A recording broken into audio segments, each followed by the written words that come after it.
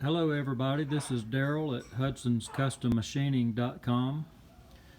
We've got a 16-inch Century skeletal motor here that a customer sent me. Said that the armature would lock up whenever you put power to it, and suspected that the bearings were bad in it, so he sent it to me for new bearings.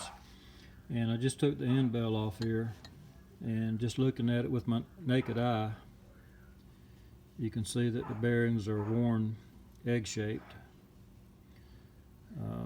without even putting a caliper on it to measure it. You can look at that and tell how egg-shaped that hole is right there. So we're going to take new bearings, the old bearings out, and make new, and